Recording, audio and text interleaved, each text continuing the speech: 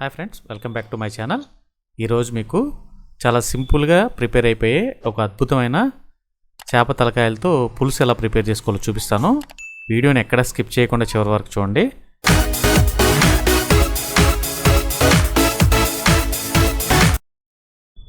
ఇప్పుడు ప్రిపరేషన్లోకి వెళ్దాం. ముందుగా ఈ చేప తలకాయల్ని తోకల్ని చక్కగా క్లీన్ చేసి పక్కన పెట్టుకోండి. ఇప్పుడు వెడల్పాటి ఒక పెద్ద దాకా ఒకటి తీసుకుని ఈ ముక్కలన్నింటినీ కడుక్కున్న ముక్కలన్నింటినీ చక్కగా అందులో వేసుకోండి. వెడల్పాటి దాకా తీసుకోవడం వల్ల ఏమవుతుందంటే కూర చక్కగా కుక్ అవుతుందన్నమాట. ఇప్పుడు ఏంటంటే చక్కగా కోసి పెట్టుకున్న ఉల్లిపాయలను అందులో యాడ్ చేసుకోండి. ఈ సుమారుగా ఒక 4 మీడియం సైజు ఉల్లిపాయలు, అలాగే పచ్చిమిరపకాయలు కూడా యాడ్ చేసుకోండి. ఇవి 10 పచ్చిమిరపకాయలు మజ్జిగ చీల్చుకున్నవి, అలాగే రుచికి సరిపడినంత ఉప్పు కూడా యాడ్ చేసుకోండి. కారం కూడా యాడ్ చేసుకోండి. ఈ కారం మనం ఇంట్లో ప్రిపేర్ చేసుకున్న కారం అండి. ఇంట్లో ప్రిపేర్ చేసుకున్న కారం అయితేనే చాలా టేస్టీగా ఉంటుంది. అట్లాగే ఆయిల్ కూడా యాడ్ చేసుకోండి.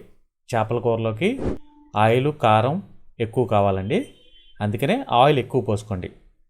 ఆయిల్ ఎక్కువ పోసుకోవడం వల్ల చేపల కూరకి మంచి రుచి వస్తుందన్నమాట. ఈ ఆయిల్ అంతా చక్కగా పోసుకున్న తర్వాత ఏంటంటే ఈ ఆయిల్ పోస్తున్నప్పుడే మనకి ఈ కారం ఇంట్లో ఆడించడం వల్ల మంచి స్మెల్ వస్తుంది అనమాట, మాకు మంచి అరోమా అనమాట. ఇప్పుడు ఈ మిశ్రమాన్ని చక్కగా చేత్తోనే కలుపుకోండి. చేత్తో కలిపితేనే మనకి ఏమవుతుందంటే ఆ ముక్కకి ఆ కారం, ఉప్పు, ఆయిల్ చక్కగా పడతాయి అన్నమాట.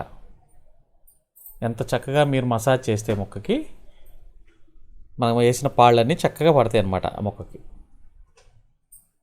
ఇది చేత్తో కలపటం అన్నది ఒక టెక్నిక్ అన్నమాట.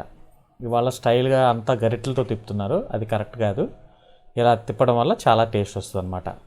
అలాగే మనకు కావాల్సినంత చింతపండు కూడా నానబెట్టుకుని గుజ్జుని అందులో యాడ్ చేసుకోండి. చేపల కూరకి పులుపు కూడా చాలా టేస్ట్ ఇస్తుంది అన్నమాట. మనకి ఎంత పులుపు కావాలో ఆ కన్సిస్టెన్సీ వరకు చింతపండు గుజ్జుని యాడ్ చేసుకుని కొద్దిగా వాటర్ కూడా యాడ్ చేసుకోండి. మనకు పులుసు ఎంత కావాలో అది కూడా చూసుకుని చక్కగా వాటర్ను కూడా యాడ్ చేసుకుని చక్కగా దాన్ని కూడా కలుపుకోండి. కలుపుకొని మనకి ఇందులో కొద్దిగా కరివేపాకు కూడా యాడ్ చేసుకోండి. కరివేపాకు వల్ల కూడా మంచి ఫ్లేవర్ వస్తుంది. అది కూడా వేసుకుని ఇప్పుడు చక్కగా ఈ మిశ్రమాన్ని ఒక్కసారి కలిపేసుకుని మూత పెట్టి స్టవ్ మీద కుక్ చేసుకోవాలన్నమాట. అది ఎంతసేపు ఒక పొంగు వచ్చేవరకు, అంటే తొక్క ఉడుకుతుందంటారు కదా, ఆ స్టేజ్లో మనం ఏంటంటే అల్లం వెల్లుల్లి పేస్ట్ యాడ్ చేసుకోవాలి. ఈ అల్లం వెల్లుల్లి పేస్ట్ వల్ల కూడా మనకి చేపల కూరకి మంచి రుచి వస్తుందన్నమాట. ఎందుకంటే ఏదైనా నీచు వాసన ఉన్నా ఈ అల్లం వెల్లుల్లి పేస్ట్ వేయడం వల్ల మంచి టేస్ట్ వస్తుందన్నమాట.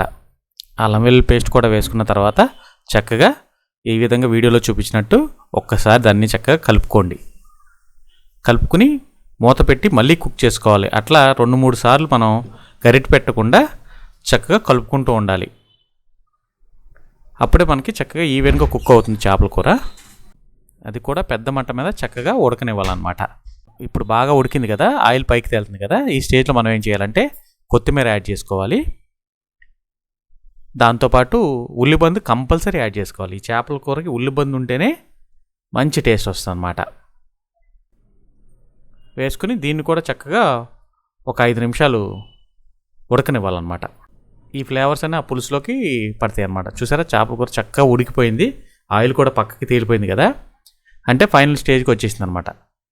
ఇప్పుడు ఏం చేస్తామంటే ఒక్కసారి ఉప్పు చూసుకుని, ఉప్పు ఏమన్నా కావాలంటే అడ్జస్ట్ చేసుకున్న తర్వాత కొద్దిగా గరం మసాలా యాడ్ చేసుకోండి. అంటే గరం మసాలా అంటే స్పెషల్గా ఫిష్ కోసం చేసిన గరం మసాలా అనమాట. ఈ గరం మసాలా యాడ్ చేసుకుని 2-3 సెకండ్లు చక్కగా ఉడకనిచ్చి స్టవ్ ఆఫ్ చేసేయండి. చేసేసి ఉంచి దీన్ని ఒక నైట్ ఉంచి మార్నింగ్ తినటం వల్ల మంచి టేస్ట్ వస్తుంది అనమాట. వేడివేడిగా కూడా బాగుంటుంది. ఇది రైస్లోకి ఇంకా చాలా చాలా బాగుంటుంది అనమాట. మీకు కనుక నా వీడియో నచ్చినట్లయితే లైక్ చేయండి, షేర్ చేయండి, కామెంట్ చేయండి, పక్కన ఉన్న బెల్ ఐకాన్ని క్లిక్ చేయండి.